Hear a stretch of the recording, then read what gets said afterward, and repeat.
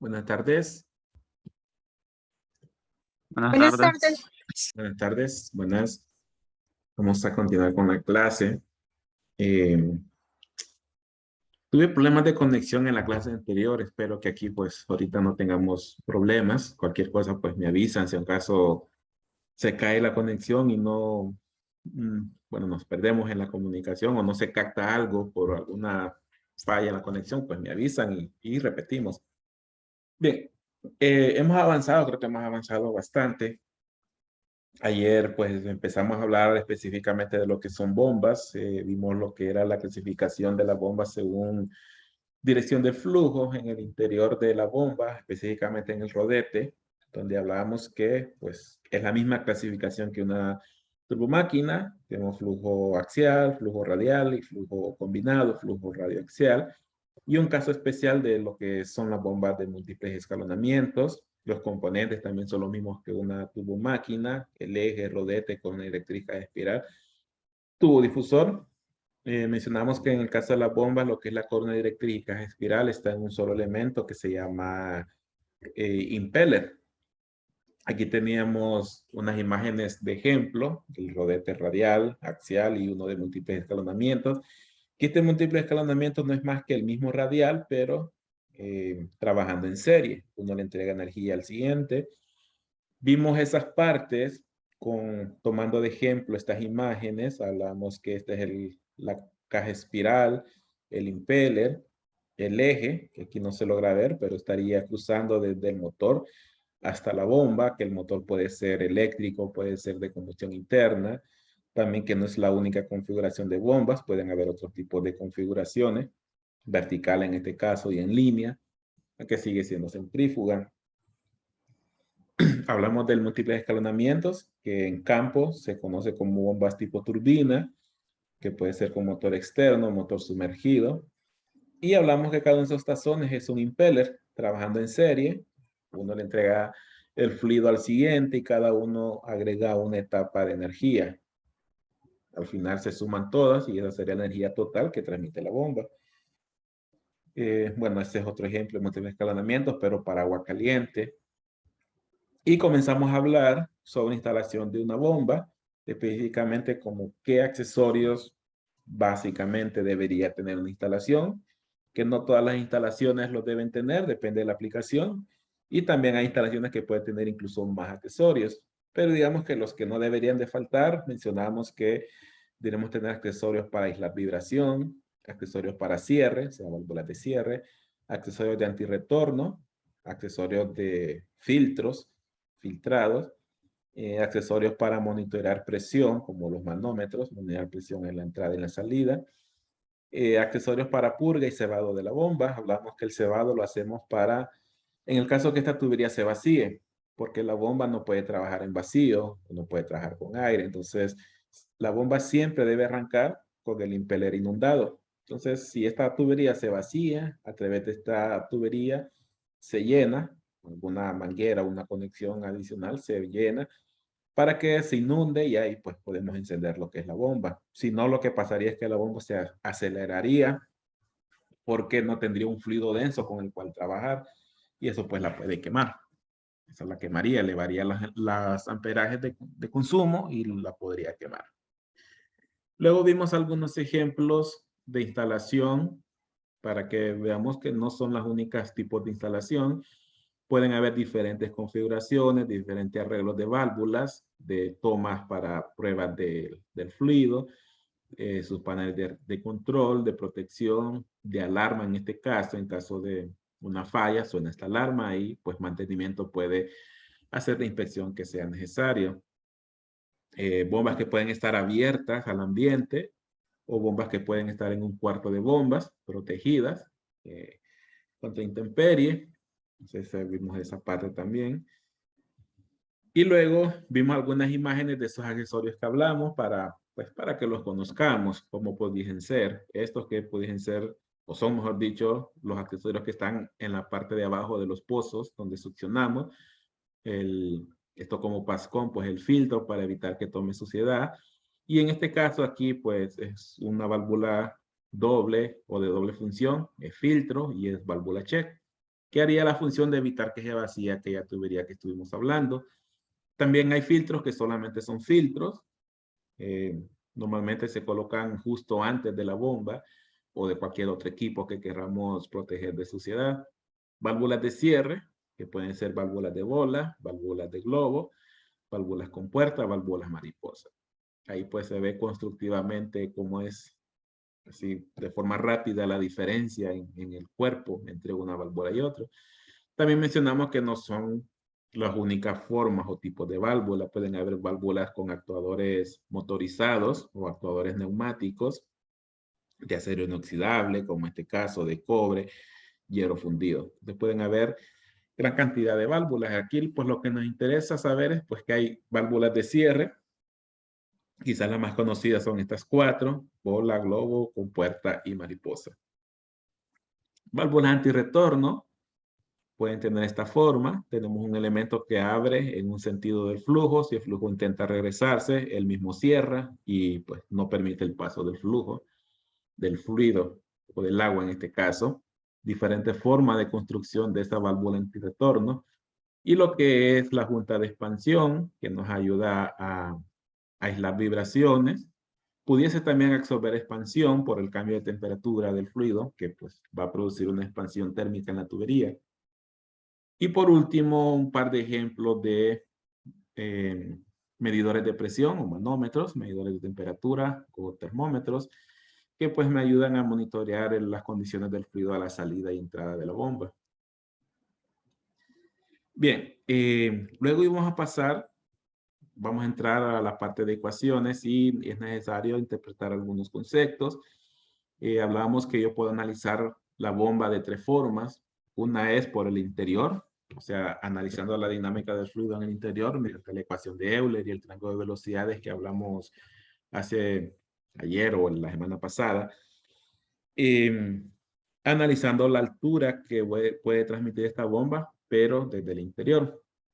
También yo puedo analizar esa altura estudiando la bomba en sus condiciones de el fluido a la salida de la tubería y a la entrada de la tubería. Pero también lo puedo analizar desde el punto de entrega y desde el punto de succión, o desde el depósito superior y el depósito inferior. ¿Qué es lo que analizamos? Pues analizamos qué presiones tienen los fluidos antes y después, qué altura se encuentra el fluido antes y después, ya sea en los depósitos o a la salida y entrada de la bomba. ¿Qué más? Cambio de velocidades, cambio de energías cinéticas y pérdidas. Sobre todo cuando analizamos los depósitos, porque tenemos las pérdidas por fricción y accesorios de toda la red de tubería. Con eso nosotros vamos a encontrar cuál es la energía total que debe transmitir la bomba para permitir pues el movimiento del fluido. Eso nos sirve para el siguiente tema, que es un comparativo de esas alturas. Digamos que tenemos dos alturas que podemos nosotros estudiar de la bomba: la altura teórica y la altura útil efectiva o real de una bomba. La altura teórica es la que obtenemos analizando desde el interior la bomba con la ecuación de Euler, que esta es la primera forma de la ecuación de Euler. En su momento mencioné que tomáramos nota del subíndice U. Esta es altura útil, pero hace referencia a la disponible máxima que podría transmitir la bomba. O sea, esta sería la altura en condiciones ideales, analizando las velocidades. Pero cuando ya analizamos la altura que realmente se le entrega al fluido, debemos tomar en cuenta que esta altura debe vencer pérdidas en el interior de la bomba. Es decir, yo tengo una altura útil máxima, pero en el interior de la bomba ya tengo pérdidas, que ya las vamos a ver más adelante qué tipo de pérdidas puede ser. Ahorita nos interesaría es que lo que realmente recibe el fluido sería esta altura útil máxima menos las pérdidas, que en este caso pues pérdidas interiores en la bomba. Eso sería la altura real o la altura efectiva que entrega la bomba. O sea, la altura que realmente recibe el fluido. Sería la disponible máxima en el interior de la bomba, menos las pérdidas en el interior de la bomba, y lo que resta es lo que realmente recibe el fluido. Entonces, esa sería la diferencia entre altura teórica útil ideal, y la altura útil efectiva o real que entrega la bomba. Bien, esa altura útil real que entrega la bomba es la que yo puedo analizar de tres formas, según como acabamos de hablar. Analizando el interior de la bomba de esta forma. Primero la útil ideal, y le restamos las pérdidas en el interior de la bomba. Y esta es la altura que recibe el fluido. Pero esa altura que recibe el fluido, yo lo puedo analizar también o encontrar analizando las condiciones, pero ya afuera de la bomba, pero analizando las condiciones del fluido. En este punto a la salida de la bomba y en este punto a la entrada de la bomba, mediante esta ecuación. Y es, pues, la diferencia de presiones del fluido, diferencia de alturas del fluido y diferencia de energía cinética del fluido. Eso, pues, entre la entrada y salida de la bomba. Entonces, este H sería el mismo que este H, solo que aquí es H viendo desde el punto de vista que entrega la bomba y este es H viendo desde el punto de vista que recibe el fluido. Al final es el mismo valor. Entonces, lo puedo analizar de esta forma también. Entonces yo puedo encontrar ese H de dos formas. Si conozco condiciones interiores y sus pérdidas o si conozco las condiciones a la entrada y salida de la bomba. Pero también lo puedo encontrar de otra forma. Ese H que realmente entrega la bomba lo puedo encontrar ahora analizando los puntos del depósito superior y el inferior. ¿Qué vamos a analizar? Pues vamos a analizar nuevamente cambios de presión, energías cinéticas, cambios de altura, pero ahora vamos a agregar que este H también debe proveer lo que se pierde en pérdidas. ¿Qué pérdidas van a ser? Pues las que estudiamos en mecánica de fluidos, pérdidas por fricción y pérdidas por accesorios, o sea, pérdidas primarias y pérdidas secundarias por accesorios. Entonces son las tres formas como yo puedo encontrar la altura útil real que entrega una bomba, encontrando internamente primero la altura útil ideal mediante la ecuación de Euler y restarle las pérdidas interiores de la bomba. O analizando justo a la salida de la bomba y a la entrada de la bomba qué condiciones tiene el fluido. O analizando el depósito superior y el depósito inferior de la bomba.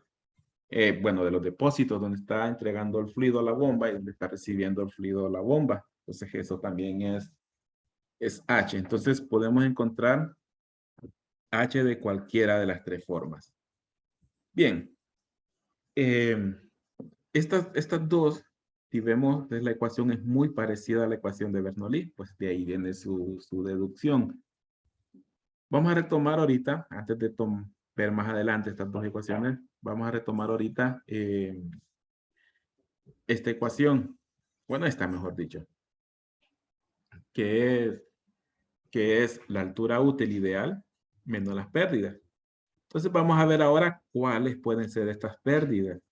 Recordemos que estas son pérdidas en el interior de la bomba, que se las vamos a restar a esta altura útil. No las confundamos con las pérdidas en el exterior de la bomba. Las pérdidas en el exterior de la bomba afectan a esta ecuación.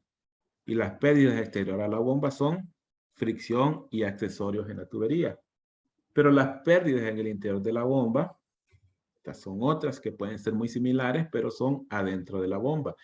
Estas son pérdidas que se van a dar alrededor del rodete, adentro de la caja espiral, alrededor del eje. Esas son las pérdidas donde se pueden dar las pérdidas en el interior. Pueden ser de tres tipos. Podemos tener pérdidas hidráulicas, pérdidas volumétricas y pérdidas mecánicas.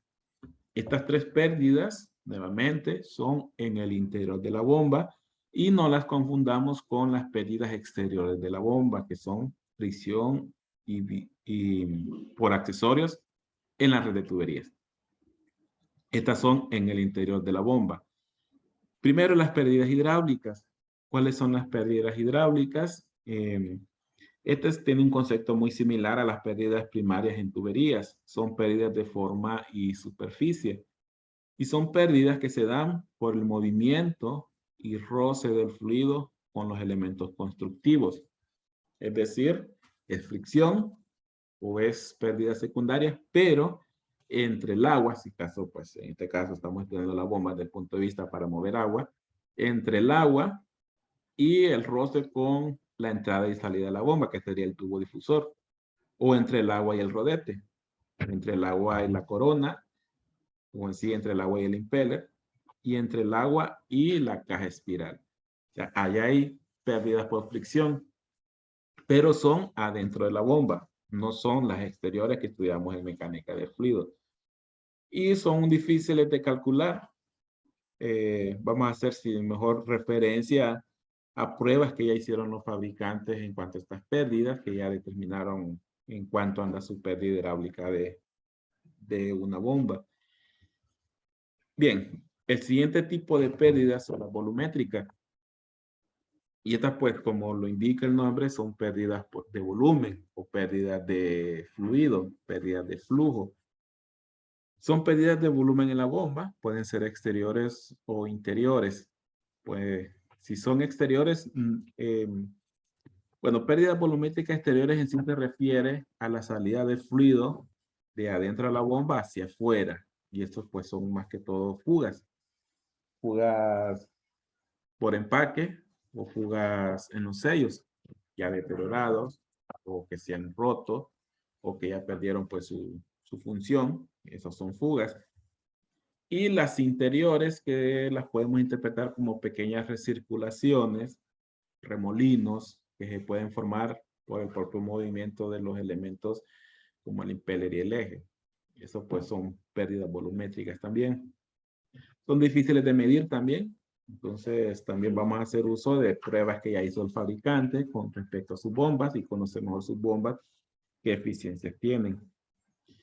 Y la otra pérdida son pérdidas mecánicas, que también son pérdidas por fricción, pero ya no es pérdida por fricción entre fluido y elemento de la bomba. Esto es entre elementos de la bomba. Eh, es decir, entre el eje y los rodamientos, entre el rodete y por si alguna razón estuviese rozando con la caja espiral, entre dispositivos adicionales que tal vez no sean tanto pérdidas, pero son necesarias para el mismo funcionamiento de la bomba, como es si esta bomba tuviese alguna bombita auxiliar para lubricarse, la misma energía de la bomba se utiliza para hacer funcionar esta bomba, la bomba auxiliar. Es pérdida desde el punto de vista de la transferencia de energía al fluido, pero es necesario para el buen funcionamiento de la bomba. También hay bombas que atrás traen una ventiladora que les sirve de enfriamiento y esa ventiladora pues se alimenta de la misma energía que está en el eje. También es una pérdida mecánica. Entonces, esas serían las tres pérdidas que nosotros podemos tener. Podemos tener hidráulicas, que son pérdidas por fricción entre el fluido y cualquier elemento mecánico de la bomba. Volumétrica, fugas, es la forma más fácil de decirlo, son fugas de fluido. Mecánicas, que serían fricción entre elementos mecánicos. Eso sería pues la diferencia. Con esto de las pérdidas volumétricas mencionamos que pueden ser exteriores, que eso sería pues cuando hay fugas, o sea, fluido del interior hacia afuera, y pueden ser interiores, y yo mencionaba que son como remolinos. Cuando este rodete está girando a alta velocidad, en este punto y en este se pueden formar pequeños remolinos o recirculaciones de fluido. Entonces a eso es que se le llama pérdidas volumétricas interiores. Pueden haber recirculaciones que por el mismo movimiento del rodete, pues no se pueden evitar. Todo elemento que gira en el agua, vamos a ver que forman unos remolinos, que es un pequeño momento de turbulencia en este punto y en este punto. Y eso pues provocan pérdidas volumétricas. Que es pequeño, pero lo pueden provocar. Bien, entonces ahí tenemos tres pérdidas. Hidráulicas, ya interpretamos cuáles son, volumétricas también, y mecánicas también. Para estas pérdidas son pérdidas de energía, se convierten en pérdidas de energía, que al final lo podemos también interpretar como pérdidas de potencia, porque parte de la potencia que recibimos del motor se tiene que utilizar para vencer las pérdidas hidráulicas en el interior de la bomba, otra parte se tiene que utilizar para pérdidas mecánicas adentro de la bomba y otro por pérdidas volumétricas. Entonces, tenemos ahí un gráfico para interpretar ahora la relación entre pérdidas y potencias. Pérdidas ya vimos cuáles son, cuáles potencias podemos tener involucradas en el interior de la bomba.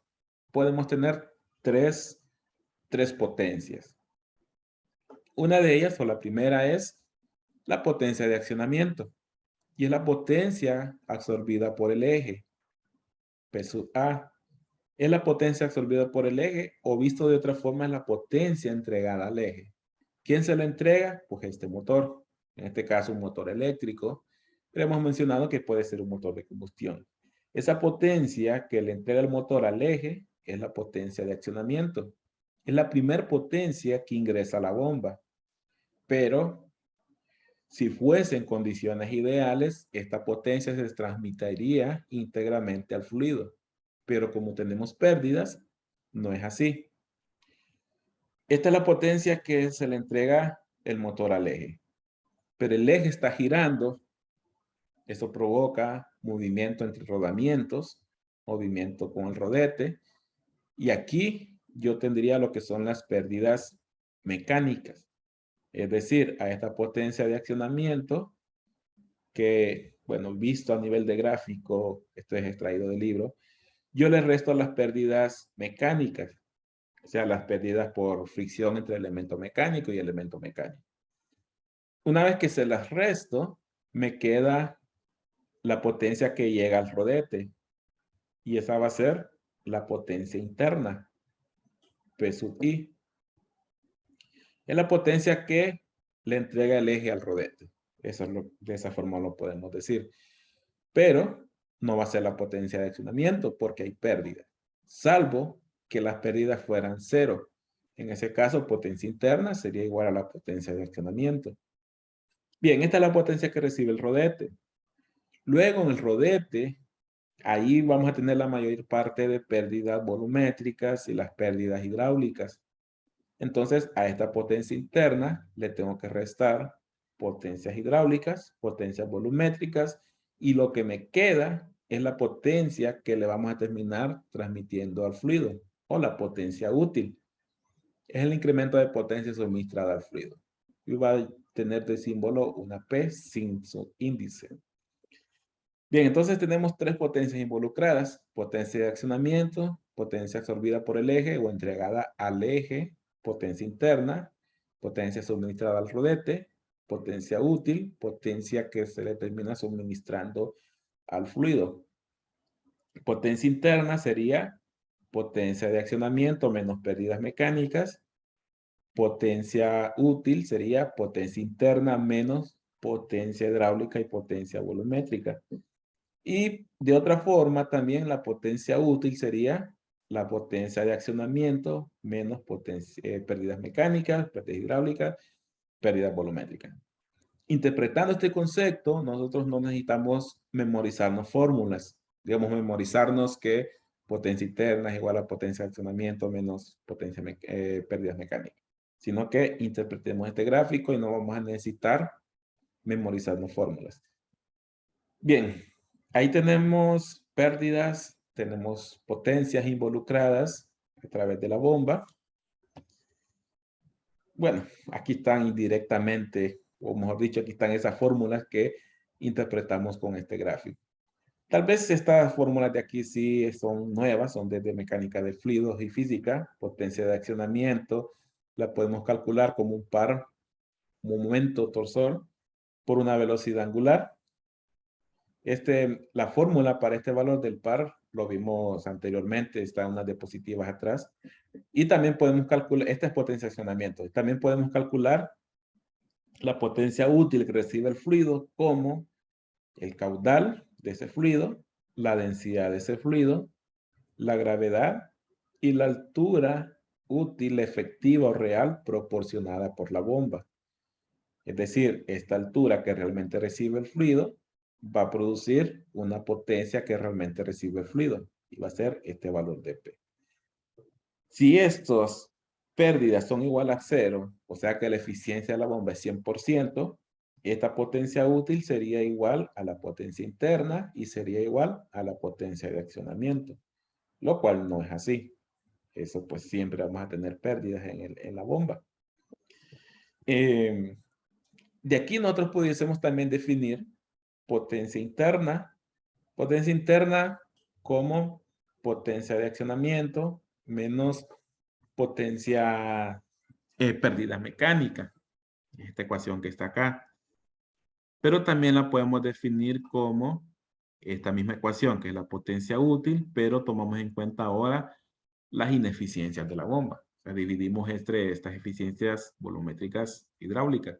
Eso porque otra forma de verlo es que esta potencia interna le restamos las pérdidas mecánicas volumétricas, nos queda la potencia útil real. Entonces tiene que involucrar esos rendimientos. Vamos a ver los rendimientos.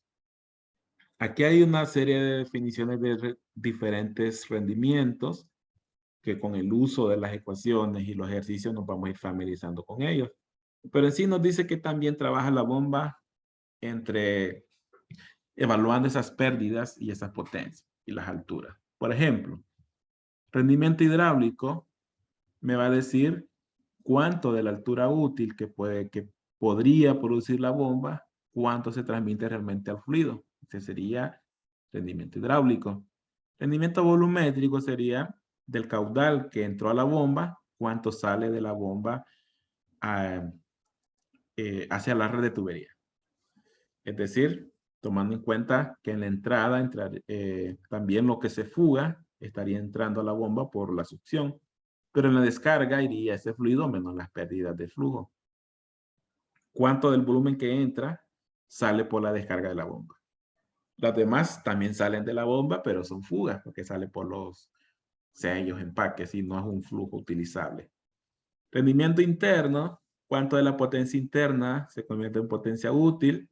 Rendimiento mecánico, cuánto de la potencia de accionamiento convertimos en potencia interna, o sea, cuánto de la potencia que recibe el eje se le transmite al rodete. Y el rendimiento total, que lo podemos evaluar como de la potencia de accionamiento, que era el máximo, cuánto le terminamos transfiriendo al fluido. Eso sería la eficiencia total de la bomba. Y aquí pues hay una relación entre los rendimientos o esas eficiencias. Lo podemos interpretar eficiencia total como la multiplicación de eficiencia o rendimiento interno por mecánico o la multiplicación de estos tres. Hidráulico, volumétrico, bueno, estos tres mejor dicho, estos dos y este de acá, y el mecánico. Bien, entonces esos son los rendimientos. Llevaría su tiempo interpretarlos. Hidráulico, pues, cuánto de la altura útil máximo terminamos transfiriendo al fluido. Y de forma similar los demás rendimientos. Bien, eso es las relaciones entre pérdidas. Repitiendo, tenemos tres pérdidas: hidráulica, volumétricas, mecánicas. Hidráulicas es fricción del fluido con elementos mecánicos. Volumétricas son pérdidas de flujo. Y mecánicas, que son fricción entre elemento mecánico con elemento mecánico. Esas pérdidas también van a estar relacionadas con las potencias que están involucradas. Potencia de accionamiento, que es la que recibe el eje, interna, que es la que recibe el rodete, y la útil, que es la que realmente recibe el fluido. Ellas relacionadas, pues, que la potencia interna sería la de accionamiento menos sus pérdidas mecánicas, y la útil, la interna menos pérdidas hidráulicas y volumétricas. Ahí están pues las ecuaciones que surgen de ese gráfico y los rendimientos, que son hidráulico, volumétrico, interno, mecánico y total. Bien, vamos a dejar para mañana. Mañana vamos a hablar de golpe de ariete, perdón, de cavitación. Vamos a hablar de, bueno, cómo calcular un valor que vamos a conocer como NPCH, cómo calcular, o mejor dicho, vamos a ver los conceptos de golpe de ariete. Yo creo que mañana terminaríamos conceptos y luego pues pasaríamos a lo que son los ejercicios. De ahí nos quedaríamos con ejercicio lo que sigue del periodo. Entonces mañana vamos a terminar conceptos o la parte teórica, mejor dicho, la parte teórica de la clase. Bien, el jueves no hay clases, entonces mañana sería el último día de la semana. siempre pues vamos a continuar mañana a 5:10. Si hay alguna consulta, si no, pues nos vemos mañana. Bien, entonces nos vemos mañana, siempre 5:10. Feliz tarde, ingeniero. Bueno, buenas tardes. Feliz tarde, ingeniero. Buenas tardes. Feliz Gracias, tarde. ingeniero. Buenas tardes, ingeniero. Buenas tardes, ingeniero. Muchas gracias. Buenas tardes.